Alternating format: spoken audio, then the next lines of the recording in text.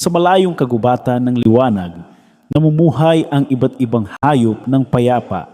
Ngunit sa lugar na ito may dalawang ibon na pinakakilala ng lahat, si Agila, ang pinakamalakas at pinakamataas, lumipad sa buong kagubatan.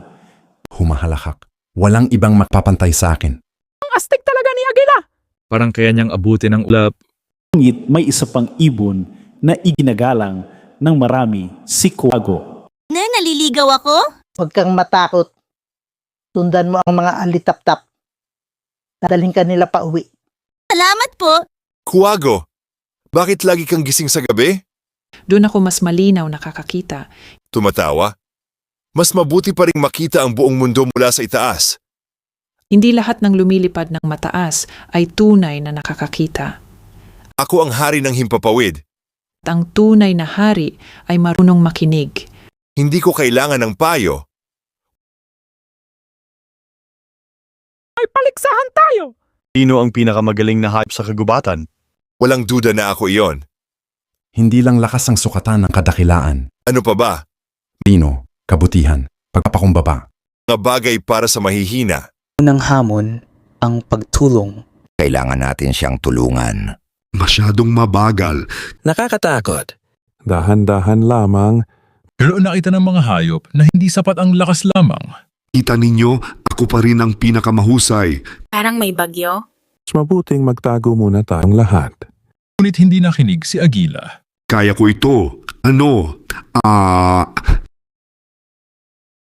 Ngunit hindi nakinig si Agila. Kaya ko ito. Ano? Ha! Hirap. Hindi. Ako makalipad. May tumulong sana. Agila, Kuwago, kailangan nating makahanap ng silungan.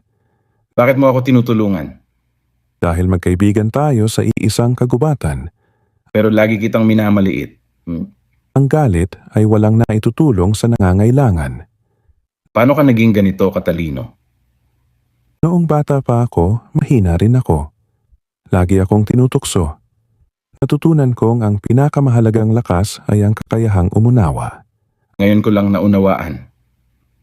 Ano iyon? Hindi pala sapat ang maging malas. Ang tunay na malakas ay marunong magpakumbaba.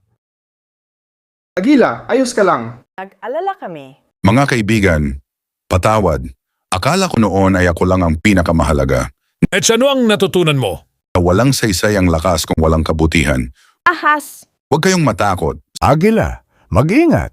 Sa unang pagkakataon, ginamit ni Agila ang kanyang lakas hindi para magyabang, kundi para protektahan ang iba.